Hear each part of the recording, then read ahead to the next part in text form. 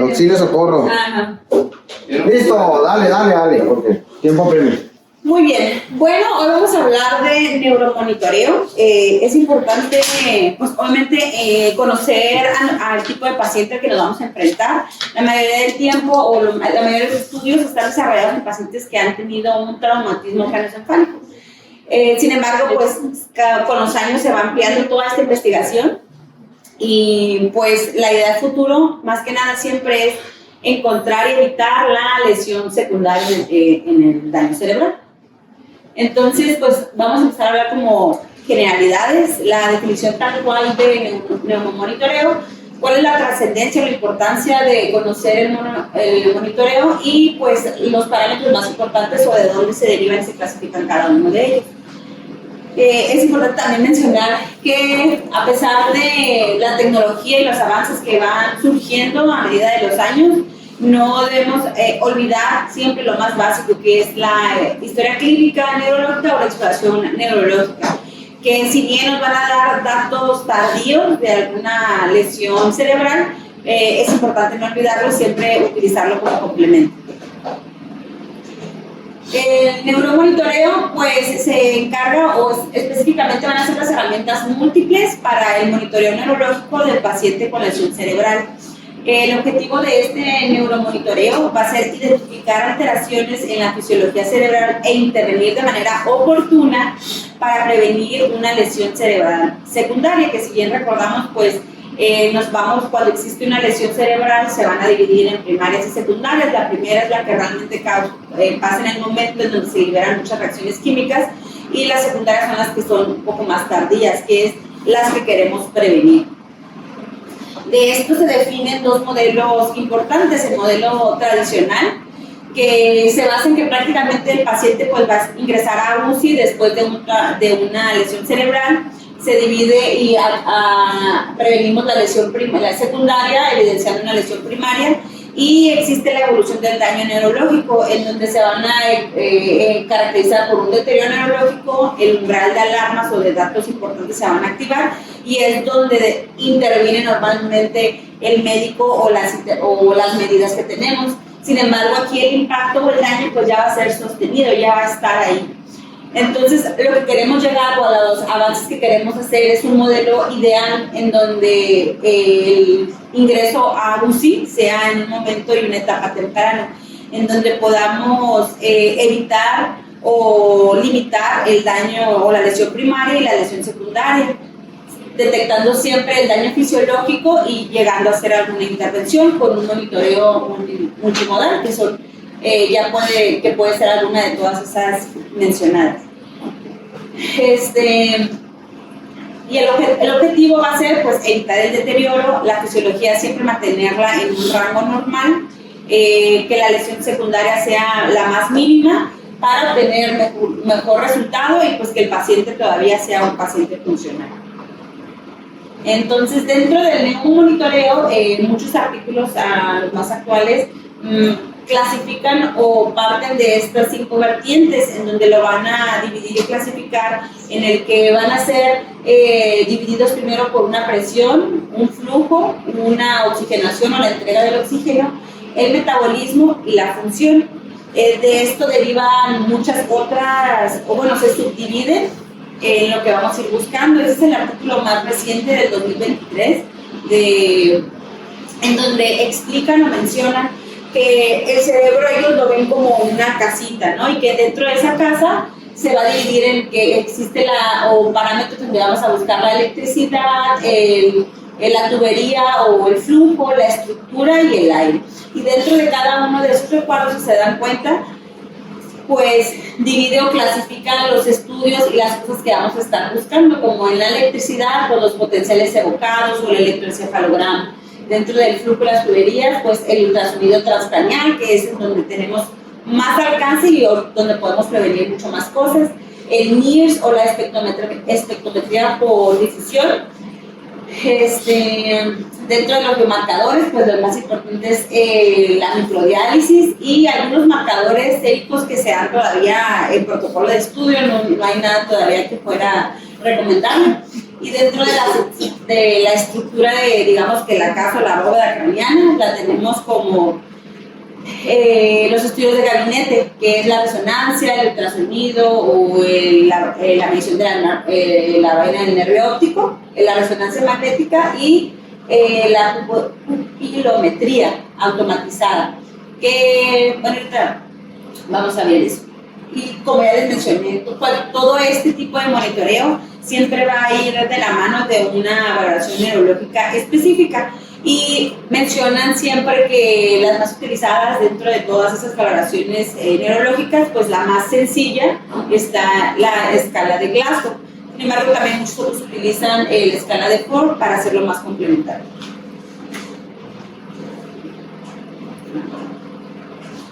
Bueno, dentro de la pupilometría automatizada, esta se basa prácticamente, es un escáner óptico infrarrojo, va a ser portátil, que mide cuantitativamente el tamaño pupilar y la velocidad, la velocidad de construcción. ¿Por qué? Porque la medida o el parámetro que nosotros utilizamos nada más es operador dependiente y no nos da parámetros específicos. Entonces sí hay una pupilometría automatizada que nos arroja el tamaño y el tiempo y la velocidad de construcción. Entonces, eso pues van a ir asociados también a parámetros específicos para determinadas enfermedades o patologías. Sin embargo, pues aquí realmente no lo utilizamos y nos vamos a la antigua escuela en la que simplemente, siempre que llega un paciente neurocrítico, no olvidar valorar y revisar los reflejos pupilares. Para hablar de la presión intracraneal, pues el valor más importante es la presión tal cual, ¿no? Que mencionaba muchos artículos que es como si un paciente estuviera en estado de choque y no poder valorar la presión arterial media, pues eso nos pasa con los pacientes de neurocrítico. Un paciente que no se puede valorar una presión intracraneal, es muy difícil tratar de ofrecer algún manejo, algún tratamiento que sea objetivo. Entonces, pues es la piedra angular para cualquier paciente neurocrítico. Tenemos el ultrasonido Doppler y pues la medición del nervio de la vaina óptica. Para esto hay que recordar la doctrina de Monroe Kelly, que creo que probablemente la han escuchado, en donde menciona que pues el cráneo es una bóveda craneana en donde es el continente y lo que hay dentro pues contenido. Y esto se va a basar en líquido cefalorraquídeo, sangre y tejido cerebral, con algunos de esos porcentajes, varía 80, a veces 10, 15, pero el más importante pues es el tejido cerebral. Y esta teoría menciona que todos estos parámetros pueden tener una capacidad de adaptación, en donde si existe un edema, digamos, en donde aumenta el tejido cerebral, entonces el nivel de sangre o el líquido cefalorraquídeo van a tener que disminuir para poder adaptarse a esa bóveda craneana que no tiene espacio para donde irse. Sin embargo, cuando uno de estos elementos aumenta y el otro ya no puede compensar, es cuando empiezan los datos o de hipertensión intracraneana. Entonces siempre vamos a estar pensando en que debe de haber un equilibrio entre estos tres parámetros.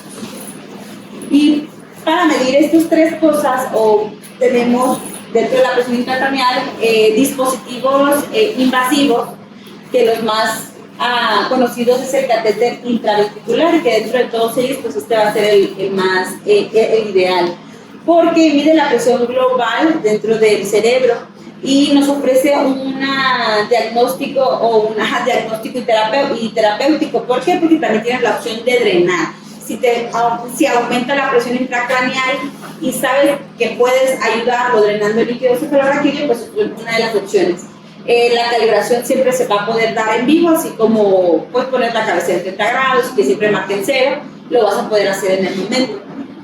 Las desventajas es que es una técnica difícil, siempre tiene que estar dentro del quirófano, hay un riesgo de hemorragia, de infección hasta el 20%, y pues igual que cualquier otro tipo de catéter, pues puede generar una obstrucción y ya no va a ser funcional. Recordemos que una presión intracraneal siempre tiene que estar por debajo de 22, algunos dicen todavía hasta 20, pero lo ideal es hasta el 22. El otro tipo de catéter utilizado, que son microsensores, es el intraparenquimatoso. La ventaja es que es más fácil de implantar, sin embargo, la calibración no se puede hacer en vivo o en el momento. No drena el líquido cefalorraquídeo, o sea, no te da una opción terapéutica, y hay que estarlo reemplazando porque es de fibra óptica, entonces son muy frágiles y no pueden estar por más de ese tiempo. Las medidas de precisión no son son solamente localizadas, no es una medida global, entonces pues sesga mucho la intervención. Pero tiene menos tasa de infección, el de intraventricular pues es más del 20% y este es menos del 1%, entonces bueno, hay buenas y malas. Sin embargo les digo, no es, como es un método invasivo, es difícil de que te den a lo mejor el tiempo que para poder colocarlo, pues no es que se utilice mucho. Igual no, la presión intracraneal es tiene que estar menos de 20. Y de esto pues van a surgir medidas cualitativas en las que nos van a referenciar curvas, que las más importantes o las que debemos tener en cuenta son 3 ondas que van a surgir de esta medición. La primera es la onda de percusión o representa la pulsación arterial. La segunda es la onda de distensibilidad, la capacidad que va a tener, digamos, el cerebro para poder adaptarse. Y la onda dicrótica, que se debe al cierre de la válvula aórtica o el pico diastólico. Entonces, lo importante aquí es que veamos que nuestra onda de distensibilidad no aumente a comparación de las otras dos, porque eso ya te dice que está algo anormal y que el cerebro pues ya no tiene esa capacidad para distenderse. Entonces, pues ahí ya tiene datos de que tienen que hacer alguna intervención para poder resolverlo. Y de esto después derivamos pues que la presión de perfusión cerebral hay que tenerla siempre con una autorregulación, que el cerebro va a tener esa capacidad adaptativa. Entonces, recordemos que la fórmula para tal es una presión arterial media entre la presión intracraneal, la cual pues las características que tiene con estos dispositivos, recuerden pues tener una calibración siempre en 0, una posición de 30 grados para un paciente con TCE y que el parámetro normal va a siempre estar entre 60 y 70 milímetros de mercurio. Sin embargo, hay estudios en los que dicen que en pacientes con una presión de perfusión cerebral menor a 60 ya tenía repercusiones. Entonces, mencionan que lo ideal sería que tenerlo mínimo en 70 y de ahí hacia arriba y no tener este rango de 60 a 70 porque ya en menos de eso se verían repercusiones. Entonces, por eso el rango siempre hay que estarlo individualizando. Es decir, si tú sacas tu PPC y ves que tu paciente clínicamente tiene datos de hipertensión intracraneal, edema, pues no te va a desbloquear, pues es normal, entonces con que todo está bien, sino que siempre pensar en que a pesar de que tenga una PPC dentro de un rango, el paciente puede tener clínica. Entonces, esto es lo ideal en el que debería de estar, sin embargo, hay que individualizarlo siempre. Muy bien, entonces medimos la presión, que es lo que ya les mencionaba con 2 dispositivos. El flujo. Dentro del flujo, ¿cómo se puede medir? Con un Doppler transcranial, con la flujometría por difusión térmica o NIRS, que también lo llaman, o con PET.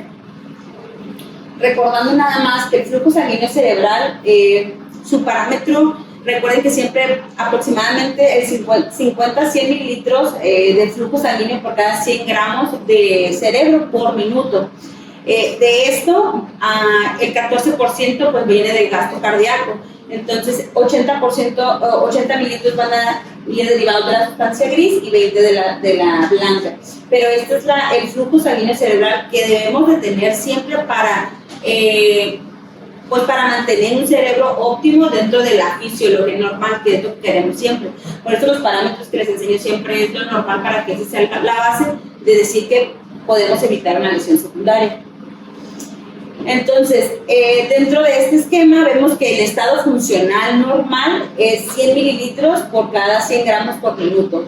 Entonces, de ahí para abajo, 50 es normal, que es un límite inferior así a penitas. Sin embargo, cuando vemos que en estudios se ha visto que cuando ya son 18 mililitros empieza una falla eléctrica y empieza el cerebro ya a manifestar problemas. Pasa la penumbra isquémica, pasa la falla metabólica y menos de 12 ya hay falla en las bombas iónicas, que son las que, si recuerdan, dentro de la fisiopatología, lo primero que pasa en las lesiones primarias es problemas en este intercambio iónico dentro de la célula. Entonces, que es el área isquémica o del necrosis o core, que es donde ya realmente nosotros ya no vamos a poder intervenir, sino va a ser el área de penumbra que está alrededor, en la que podemos poder nosotros ofrecer algo y evitar que el daño o el deterioro pues vaya creciendo. Dentro de las que les mencioné, pues como ya el ultrasonido Doppler transcranial es el más utilizado y que lo tenemos más al alcance. Las aplicaciones actuales y más importantes, primero es para detectar el vasoespasmo, segundo es para identificar o calcular la presión intracraneal, tercero para el paro circulatorio cerebral o la muerte cerebral, y las otras que no están remarcadas también son utilizables y también nos ayudan, sin embargo no son tan usadas, como la estenosis, la reactivación vascular, microembolias, oclusiones en pacientes con EBC, medición de la línea media, hidrocefalias, hemorragias intracraneales y los chutes de derecha a izquierda. No los utilizamos de manera cotidiana, prácticamente los estudios más grandes se han basado en las primeras tres indicaciones.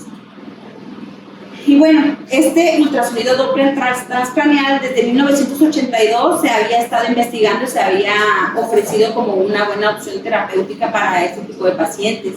Es una técnica no invasiva, se hace a la cabecera del paciente y monitoriza la velocidad del flujo sanguíneo cerebral. Es reproducible, portable y lo único que necesitamos pues, es tener el ultrasonido. Parecerá fácil, pero bueno, ya vimos que sí es difícil con esta, ¿verdad? Y hay que cuidarlo. Entonces,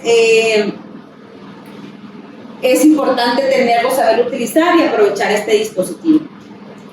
La técnica se basa prácticamente, son 4 ventanas, pero la submaxilar no es la que no agregué en esta foto, en esta imagen, pero las 3 más importantes pues, son estas. De hecho, la transtemporal es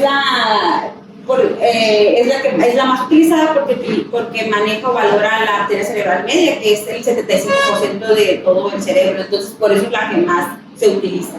Tenemos el abordaje suboccipital y la oftálmica, que si vemos en la imagen de arriba, pues está el polígono de Willis y la imagen o la proyección que cada una de estas ventanas nos va a dar.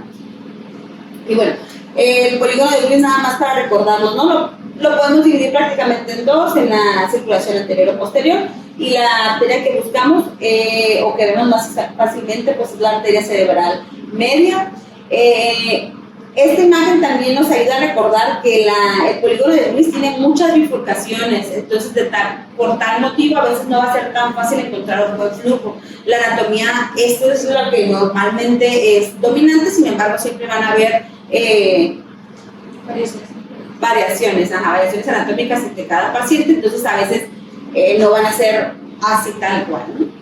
Pero en la mayoría de los casos así es. Y bueno, les voy a poner un video salido de el canal del Dr. Peste. Que denle like por favor para continuar. De prácticamente cómo hacemos el ultrasonido transcranial y lo que estamos buscando. Tiene volumen, así que vamos a ver qué. Espero que lo puedan escuchar.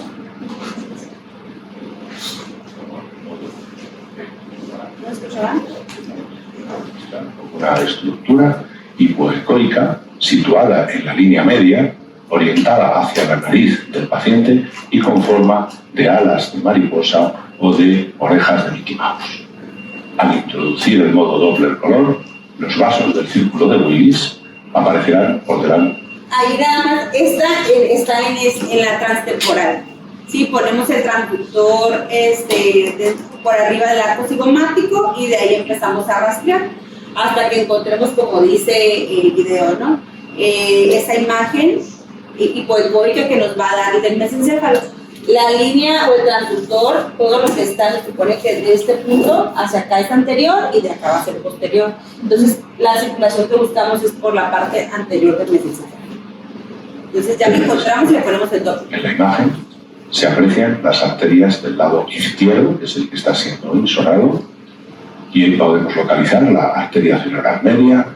Aquí estaría surgiendo la arteria cerebral anterior, aquí estaría la arteria cerebral posterior con sus 2 segmentos, el 1 y el 2, y además aparecerán arterias contralaterales que serán también localizadas desde esta ventana, en este caso la cerebral media y la cerebral posterior del lado contralateral. Una vez localizados los vasos con el Doppler color, se irá situando la muestra del Doppler rosado directamente en los discos espectrales. Bueno, esta imagen que ya tienen en la parte inferior derecha es lo que al final, después de encontrar y localizarlo, vamos a estar valorando, que es el pico de la sístole y el pico de la diástole, que ahorita les voy a explicar un poquito más de las mediciones, ¿no? Pero después de eso es lo que queremos, después de encontrarlo y poner el Doppler, es lo que vamos a utilizar. En la base del cráneo. Bueno, dentro de los valores normales del ultrasonido, depende de cada arteria cerebral, es la que vamos a variar, ¿no? De cuál es la velocidad, del flujo de la velocidad. Entonces va a cambiar y va a variar. En mayores y jóvenes es importante también hacer la diferencia, que en la arteria cerebral media el flujo sanguíneo promedio es de 55 centímetros por segundo y de la arteria cerebral anterior de 45 centímetros por segundo. Y esto va a ser importante porque sí te lo da el ultrasonido Doppler y tiene que estar dentro de este rango. Ahí sí no sé si tiene que ser específico, a lo mejor más o menos, pero que esté dentro de esos parámetros. ¿Y para qué nos sirve? ¿Para qué nos va a servir todos estos cálculos? Bueno, vamos de manera cuantitativa estar midiendo la velocidad. De aquí vamos a identificar el pico sistólico o la velocidad del pico sistólico, que era la punta más grande que habíamos visto dentro de la espectrometría, y la velocidad del fin de la diástole. De esto se saca un promedio o una valoración, que es el famoso índice de pulsatividad de Gosling. Los valores normales abarcan de 0.6 a 1.1, pero recientemente creo que ese parámetro ha ido subiendo a 1.4, 1.5, ¿no? Creo que les han dado todavía más permisivo. Entonces, el índice de pulsatividad va a ser la velocidad sistólica menos la velocidad del fin de la diástole entre la velocidad media. Y aquí está el parámetro, ¿no? Esto es lo más importante, que es lo que sacamos en el neuromonitoreo aquí dentro de nuestros pacientes, el IP. ¿Por qué? Porque eso nos va a hablar de diferentes patrones en los cuales nos va a orientar a qué es lo que está pasando con el cerebro en ese momento. Y la ventaja es que actúas, o sea, esa información se supone que lo tienes que estar revalorando cada 2 horas. ¿Por qué? Porque si tú detectas una hipertensión intracraneal, un vasoespasmo o cualquier otro dato, haces una intervención y esperas un buen resultado y obviamente hay que corroborarlo. Entonces, si se dan cuenta, pues es una manera muy fácil de poder estar valorando a tu paciente, porque normalmente están sedados, entonces no ves algún cambio. Entonces, el índice de pulsatividad sí tiene una importancia. Y pues nada más es otro parámetro que acá les puse como normalmente pudiera verse. No es lo ideal, la verdad, el ultrasonido que tenemos aquí yo veo y no se parece casi nada de bonito, pero pues sí te da una idea global, ¿no? Entonces, dentro del ultrasonido Doppler, si recuerdan que les mencioné, el patrón de vasoespasmo es una de las cosas más importantes que pudiéramos estar buscando. Y ese se va a caracterizar por un aumento de la velocidad media y un descenso del índice de pulsatividad. Aproximadamente, si el índice de pulsatividad está en menos de 0.6, podemos sospechar que tenemos vasoespasmos, estenosis o una hiperemia, y se va a ver así. Y ahí vamos viendo, ¿no? Lo normal es de 0.6 a 1.1, lo vemos ahí. Más de 2 nos habla de muerte cerebral o paro cerebral, ¿no? Que era lo que vimos pero en la foto que por ahí vieron en la mañana del paciente de la cama 3, era como de 1.7 a 1.1, así empezó, digamos, con la noche. Empezó el índice de pico diastólico a disminuir, hasta que realmente pues ya no los mirabas y los 2 picos se perdían, ¿no? Ese es un patrón que puede encontrarse en muerte cerebral. Hay otros que la verdad yo ya no me coloqué tanto, pero es uno de los patrones. Entonces, si vemos que el índice de pulsatividad es más de 2, pues nos va a reflejar que hay descenso del flujo, descenso de la velocidad media y aumento de del índice de pulsatividad. Entonces, pues el vasoespasmo, ¿en quiénes se van a ver? Pues en pacientes que la mayoría de las veces tienen una hemorragia subaracnoidea, entonces aneurismática, y es nomás que sale del contexto de un paciente de TCM, por ejemplo, que es la mayoría de las que se investiga. Entonces, ha sido un buen impacto a nivel mundial para este tipo de pacientes que le puedes ofrecer muchas cosas. Después de la hemorragia, el vasoespasmo se ha detectado que los picos son de los 3 a 14 días hasta los 21 días. Entonces, esto hace que aumenten las velocidades del flujo sanguíneo cerebral y, por ejemplo, de los flujos que ya es el 100 ml, que depende de cada arteria, si encontramos que la diferencia de ese flujo es menor a 120, pues es leve, moderada de 120 a 200 y más de 200 es severa. Ahora, ¿cómo podemos identificar que este aumento en el flujo sanguíneo cerebral va a ser precisamente por un vasoespasmo o puede ser porque el paciente está hiperdinamico, ¿no? Tratando de compensarlo? Bueno, hay un índice de Lindegard en el cual compara la velocidad de flujo de la sangre intra y extracraneal utilizando el ultrasonido Doppler y el Doppler carotídeo, en donde el resultado va a ser de la división de la velocidad media de la arteria cerebral entre la arteria carótida interna. Y el resultado es, si te da menor a 3, se debe a una hiperemia, y si es mayor a 3, es por un vasoespasmo. Entonces, si este índice de Lindegard te da mayor a 3, el paciente tiene vasoespasmo y ahí es donde tú vas a poder interactuar. Y esta es otra imagen en donde nos refleja el vasoespasmo en un paciente neurocrítico, ¿no? Como el índice sistólico, el pico sistólico y el diastólico pues se ve muy grande y con mayor diferencia. Esta es otra imagen en donde el ultrasonido transcraneal, que hace referencia mucho a vasoespasmo y muerte cerebral, es una prueba alternativa, no es nada más basarnos en esto como para poder decir que tiene muerte encefálica. Para esto el paciente se supone que tiene que estar con una presión arterial media inferior, digo, una presión arterial de 90-50 y con un CO2 35-45. Eso quiere decir, pues, descartar otras causas que nos pueda estar dando ese hipoflujo.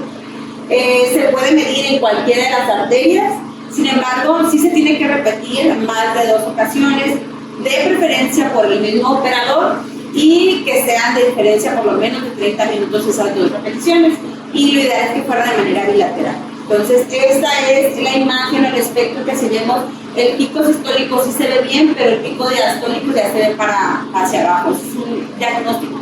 El primero era que los picos fueran disminuyendo y esta es otra imagen de muerte cerebral, que hay reverberancia. Otra del monitoreo es la medición de la vaina del nervio óptico, que también es muy fácil, está muy al alcance y no es invasivo. ¿Qué significa esta relación o esta medida? Que bueno, la hipertensión intracraneal ocurre en escenarios y es potencialmente mortal. La vaina del nervio óptico está recubierta por las meninges o por la dura madre y el espacio subarachnoideo. Entonces va a haber una relación directa entre la presión del líquido cefaloraquídeo y la presión intracraneal. Entonces el punto de corte es 5 milímetros para determinar la hipertensión. Y pues siempre hay muchos estudios que ya se han hecho y que este sigue siendo el punto de corte más importante.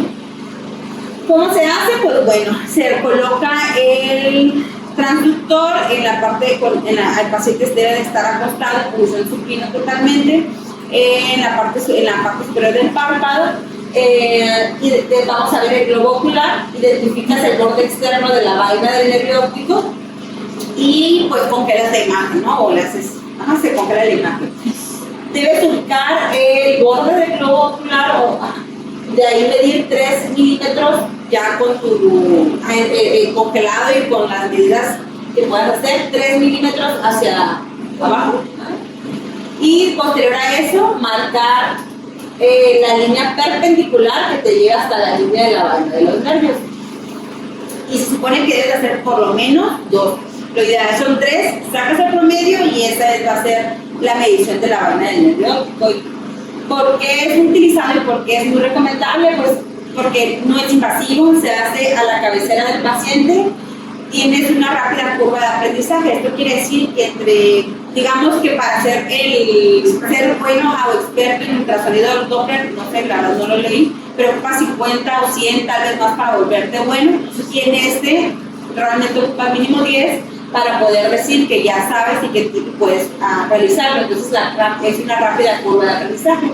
No hay riesgos prácticamente, y cuando la prueba es positiva, la probabilidad de que exista una hipertensión intracraneal es 178 veces mayor a que no la tenga. O sea, tiene un valor predictivo positivo muy alto. Esto no significa que que si sale normal no la tenga, así que ojo, no se vaya a ir nada más con eso. Y bueno, los valores que normalmente nos dicen cómo es la relación a la PIC. Si se dan cuenta, el 5, que es nuestro límite para esta medición, nos refleja aproximadamente una presión intracraneal de 20. Por eso es recomendable que siempre el límite de corte sea 5, porque ya 6, 7, pues ya arriba de 22, pues ya no es recomendable. Entonces, se debe considerar que las lesiones de la fosa posterior o a nivel temporal pueden modificar significativamente este valor, por lo que la utilidad disminuye. Entonces, por eso les digo, no hay que irse nada más con que si sale normal se descarta cualquier tipo de presión intracraneal. Y en la imagen de acá, simplemente otra vez, nada más para que lo vean a lo mejor con color que se me hizo más didáctico, ¿no? La línea roja es el disco óptico, acá arriba se supone que está el globo ocular. Las líneas amarillas son el nervio óptico y las azules ya es la vaina del nervio. Se hace la medición de 3 milímetros en el eje longitudinal, y después la línea punteada, que es esto de acá allá, es la medición de la vaina del nervio. Entonces, pues ya vemos lo que es la presión, ya vemos lo que es el flujo. Ahora vamos a hablar del monitoreo de la oxigenación cerebral, que entra dentro de otro capítulo o dentro de la casita que si se acuerdan, ¿no? Esta la vamos a poder obtener de acuerdo a la saturación venosa del bulbo de la yugular, la presión tisular de oxígeno cerebral, que le dicen también PTI, o la espectroscopía por infrarrojos o el IRS. Y bueno, recordemos que el consumo cerebral hay necesidades de energía básicas o elementales, ¿no? Las basales tienen que estar por aproximadamente 40% para garantizar una integridad celular, que se lleven a cabo los gradientes electroquímicos o iónicos, el transporte intracelular y la síntesis de proteínas dentro de tu cerebro. Y las funcionales, aproximadamente el intercambio neuronal, generación de actividad eléctrica, el 60%. Y ahí llevamos el 100% del consumo cerebral. Dentro del metabolismo neural, hablamos que un consumo metabólico de oxígeno aproximadamente abarca 3.2 por cada 100 gramos de cerebro por minuto. Esto va a llevar a una producción de ATP, dentro de los cuales de esto va a producir el 92% de glucosa, el 5% va a ser de cuerpos cetónicos y el 3% lo obtiene del lactato para esta producción. Entonces, el metabolismo del cerebral no lleva un almacén de energía. Entonces, por eso, aproximadamente después de 7 minutos de isquemia, el nivel de ATP o de energía que obtenemos del cerebro es 0. Entonces, por eso es tan importante que los minutos que lleve el paciente en isquemia nosotros lo abordemos. Y entonces, cuando hablamos del oxígeno cerebral, vamos a tratar de hacer una estimación del balance global entre el aporte y la demanda de oxígeno cerebral, que es algo así también como el monitoreo cardíaco. Esto se va a llevar a cabo entre la relación de un flujo sanguíneo cerebral y el transporte de oxígeno. Lo vamos a llevar a cabo y se va a sacar por una diferencia del transporte y la demanda de oxígeno para llevar a cabo una autorregulación cerebral normal. O sea, ¿de qué nos habla esto? Bueno, hay fórmulas para sacarlo de manera específica, sin embargo, nomás para que sepan o llevarnos algo a cabo es cuando el aporte va a ser insuficiente, o sea, cuando el aporte de oxígeno no es lo suficiente o las necesidades son excesivas, la saturación del bulbo de la yugular va a disminuir. Sin embargo, cuando el aporte supera al consumo, se va a ver reducido y la saturación venosa del bulbo de la yugular va a aumentar. Ya no es tan común, pero dentro de eso sí se sigue utilizando cuando las medidas son pocas, aunque el riesgo igual que un catéter central son altos de infección, de que salga, de que le des a otra estructura que no sea el bulbo de la yugular. Los parámetros normales pues son de 55 a 75 y es tal cual, ahorita les voy a decir. O sea, colocas igual la misma técnica de Selinger que haces en un catéter subclavio o en un catéter tubular, localizas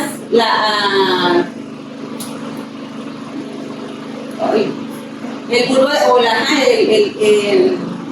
el bulbo de la yugular para poder insertar ahí el catéter, le tomas una gasometría y prácticamente tiene que estar dentro de sus valores. Si está aumentado, pues nos habla de que el aporte supera el consumo. Si está disminuido, es que el aporte es insuficiente. ¿Sí? O sea, dentro de esos parámetros que están en el cuadrito rojo, isquemia es cuando nos habla de que es en menos de 55, como lo dice aquí, ¿no? O sea, el aporte de oxígeno que le estoy dando es menos. Entonces habla de isquemia. Y cuando el aporte supera el consumo, o sea, que está arriba de 75, habla de hiperemia. La técnica, como les digo, pues es prácticamente la misma que utilizamos. Y bueno, este es del bulbo de la yugular. La otra que vamos a utilizar es la perfusión tisular del cerebro. Esta se va a encargar de un aporte y consumo de oxígeno cerebral regional y es la evidencia más sólida en relación a la oxigenación o al transporte de oxígeno cerebral. Esto se va a llevar a cabo por microsensores en el parénquima cerebral y se lleva a cabo en la sustancia blanca subcortical o en el área de penumbra y nos habla de que la presión de oxígeno cerebral va a ser variable y va a ser compleja y como les digo, va a estar valorado por otras fórmulas. Sin embargo, sí es una evidencia sólida de que el PTI pueda llegar a funcionar. La otra es el MIRS o por difusión térmica. Se calcula la saturación de oxígeno en el tejido cerebral regional y nos habla del contenido de oxígeno cerebral arteriovenoso mixto.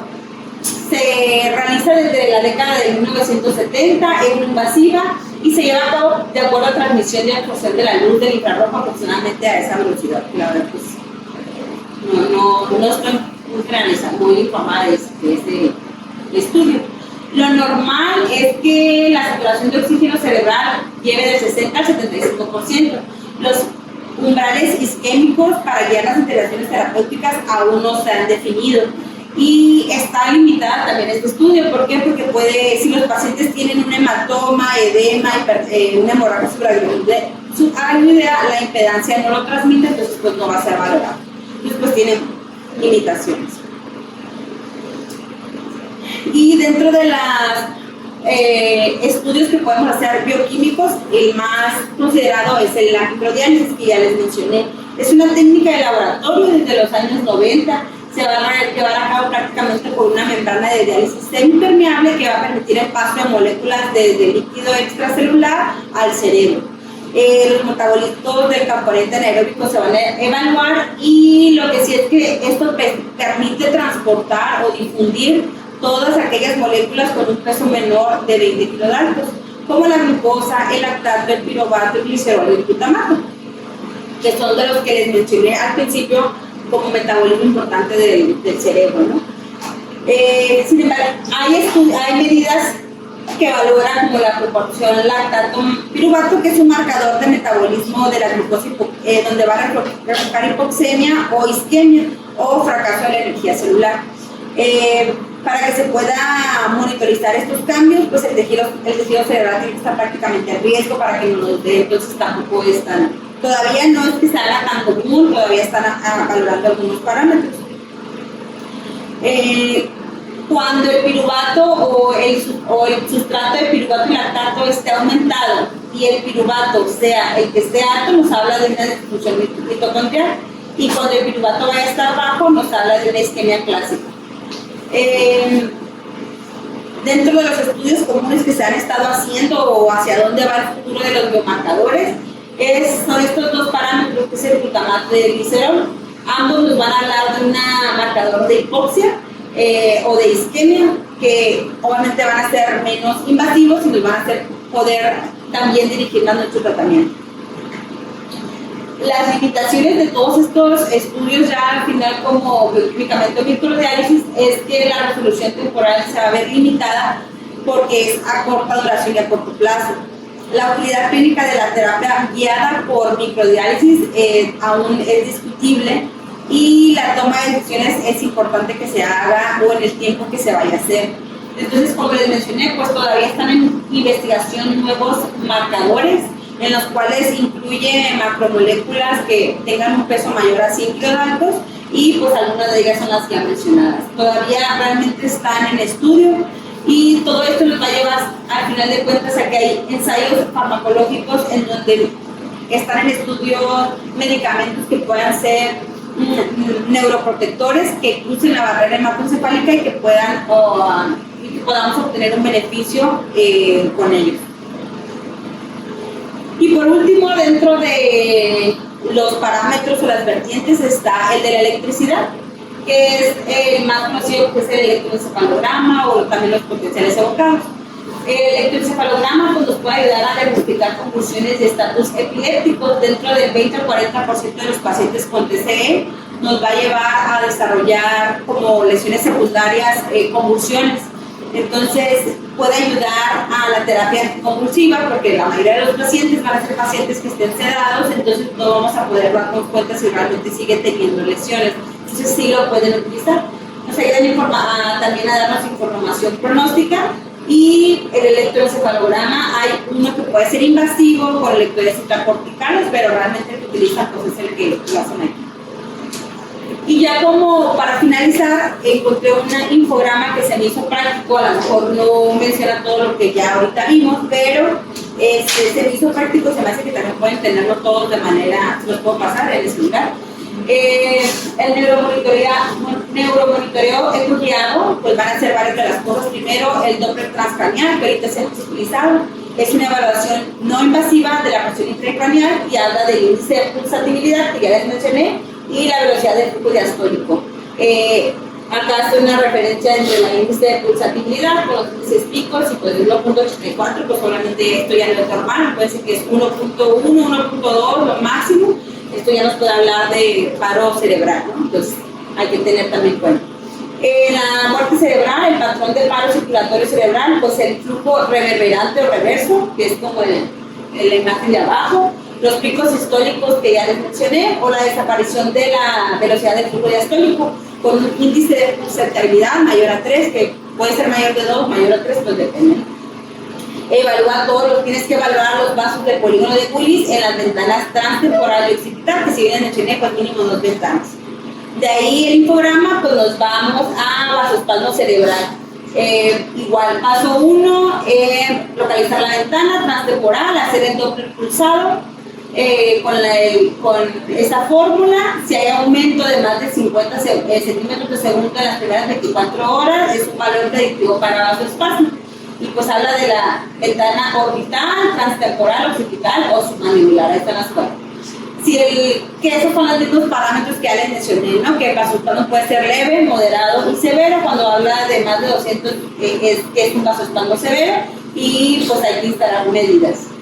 Cuando es muy moderado, hay que sacar el índice de Lindengard, que también ya les mencioné, la velocidad media de la arteria cerebral media y la arteria carótida interna. Después de eso, podemos hacer la ventana submandibular en modo Doppler pulsado para medir la velocidad media de la arteria carótida interna. Y pues ahí están los 3 valores que ya les mencioné. Si es abajo de 3, es poca probabilidad, pero si es más de 3, pues ya la probabilidad de los espasmos más grande. Y por último, el ultrasonido ocular, que es el diámetro de la vaina del nervio óptico. En los adultos el punto de corte pediátrico, realizar 3 mediciones, las imágenes, el globo ocular, localizarlo y las 2 mediciones. La relación del diámetro de la vaina del nervio óptico con el diámetro del globo ocular tiene que estar por arriba de 0.25, es otra relación que nos puede hablar de una presión intracraneal elevada. Y el otro, pues también nunca olvidar el reflejo pupilar, que es también las cosas que les mencioné, nunca olvidar la exploración física básica, que ante la incapacidad de revisar el reflejo pupilar por edema palpebral, estimular la otra pupila y observar la ausencia o el reflejo por sí. Y cero.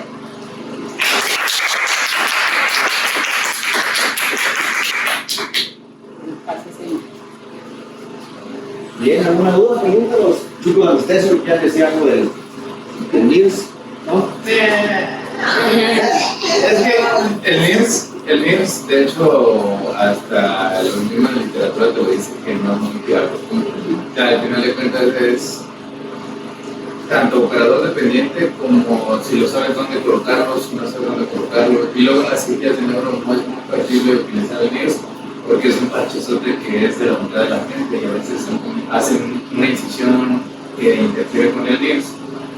Les pegan la piel de donde lo tienes tú colocado y pierdes el monitoreo, entonces no es lo ideal, al menos transquirúrgicamente optaría por un yugular y un NIRS renal, que es lo que está con nosotros. Y te dicen que el láser infrarrojo tampoco es lo más exacto, entonces puedes tener mucha variación, pero a pesar de que tiene tanta variabilidad como es lo único que tenemos, pues lo hace. Bueno, ¿ustedes han visto de hace cuándo existe lo del neuromonitoreo? O si ven muchos de las bibliografías, cuando uno empieza a ver la historia, desde los 50, poco después de la Segunda Guerra Mundial, había unos médicos japoneses que ellos fueron los primeros que empezaron a ver técnicas para poder accesar pues a la bóveda intracraneana, ¿no? De manera de poder monitorizar al paciente. Y ellos empezaron a hacer los primeros estudios y posteriormente donde tomó un auge muy importante fue en los 80s. Y no sé si ven que varios de los índices que utilizamos tienen nombres nórdicos. Bosling, Lindergaard. Bueno, es porque ahí es donde hubo el boom en los 80s del ultrasonido transcraneal. Guillén fue también otro que hizo estudios de autorregulación cerebral. De ahí, yo creo que de los 50 hasta los 80 que tuvo su auge, el Doppler transcraneal, es cuando tuvo mucho auge también el bulbo de la yugular, ¿no? Todavía lo utilizamos. Todos estos métodos tienen sus defectos, ¿no? Y pues por eso se llama neuromonitoreo multimodal. E igualmente, entre más opciones tengas, pues más información vas a tener, por relaciones con la clínica. Nunca se ha visto que porque tengas más neuromonitoreo le vaya mejor al paciente. Simplemente, pues, te ayuda a tomar mejores decisiones, ¿no? Para tu práctica. El bulbo de la yugular en el primer mundo, pues, está casi en desuso. Si ustedes buscan en PubMed, pues yo creo que los últimos artículos de bulbo de la yugular deben estar del máximo en 2009, 2010. Ya no hay mucho, pues. ¿Por qué? Porque ahorita ha vuelto a tener otra vez el boom. Tuvo su boom en los 80s, el Doppler transcraneano, volvió a bajar de intensidad, porque había muchos problemas con lograr hacer una correlación, porque más que por el Doppler transcraneano pues es indirecto, ¿no? Estás de una manera indirecta viendo los flujos y estás sacando de una manera indirecta datos de edema cerebral. De hecho, el IP es un índice matemático, pero ¿qué representa? Representa resistencia al paso de la sangre. Eso es lo que está representando. Entonces, hasta que empiezan ya varios estudios a ver que hay una buena sensibilidad en los flujos, es cuando empieza otra vez a entrar el boom del ultrasonido y pues que se empieza a hacer más fácil, es una medida más sencilla, que sigue teniendo los mismos problemas que pues comenta el doctor Pellegrini, ¿no? Pues tienes que ser operador dependiente, hay una curva de aprendizaje, pero a lo mejor es menos, pues es menos amplia pues la curva de aprendizaje, sobre todo cuando el ultrasonido transcraneal en las partes más sencillas, pues en lo más básico, que como ven casi todo el grueso de lo que hacemos aquí es la parte básica del ultrasonido transcraneal, que es los flujos, los índices de pulsatividad, el detectar vasoespacio, pero hay cosas más finas que requieren una curva de aprendizaje más grande, no imposible, pero sí requieres supervisión por alguien que esté capacitado y tener una amplia cantidad de ultrasonidos, pues, para poder considerarte un experto. Está el ultrasonido venoso, pues, puedes detectar los flujos venosos, puedes detectar pues una de las cosas que también es avanzada, pues, es la autorregulación. La autorregulación, les digo, desde Guillén a principios de los 80 la detectaron y detectaron que estaba alterada, pero no se han podido hacer correlaciones clínicas hasta ya recientemente, y todavía apenas hay artículos del 2022, 2023 que te dicen pues que puedes utilizar la autorregulación como una especie de pronóstico, ¿no? De hecho ahí después estoy haciendo mi tesis de eso, pero el chiste es eso, pues que la pérdida de autorregulación cerebral se empieza a correlacionar con un mal pronóstico, pero de eso a que tú en base a una pérdida de autorregulación cerebral puedas hacer algún ajuste, pues ya depende de tu criterio médico, ¿no? Y del paciente. Entonces nada de estos neuromonitoreos nos van a servir si no tenemos pues si no tenemos un enfoque en el paciente, porque por ejemplo también otro de los problemas con muchos de estos es, por ejemplo, la yugular. Si mi paciente tiene un problema respiratorio, o sea, si la oxigenación a nivel sistémico está mal, pues no va a ser tan confiable, ¿no? mi bulbo de la yugular.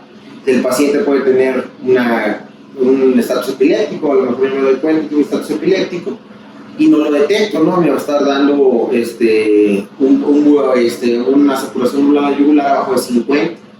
Entonces, si yo no correlaciono, pienso que el paciente puede tener un riesgo de estar en un estatus epiléptico y como está sedado no me estoy dando cuenta, pues entonces no voy a hacer nada, no voy a tomar ninguna actitud. Pero si ya tengo la sospecha, confirmo con ese dato y hago un electroencefalograma y descubro eso, pues entonces ahí sí puedo tomar una decisión que afecta al paciente. Entonces, pues les digo, pues principalmente es conocerlos, tratar de, si no en sus diferentes ámbitos, pues ver en qué les pueden servir y pues como todos los neuromonitoreos ya vimos, desde que dio el doctor lo del monitoreo hemodinámico, pues lo principal es que toda esa información te sirva para tomar decisiones.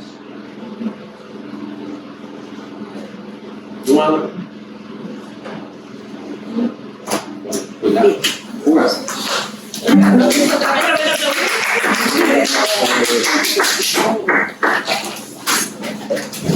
Gracias.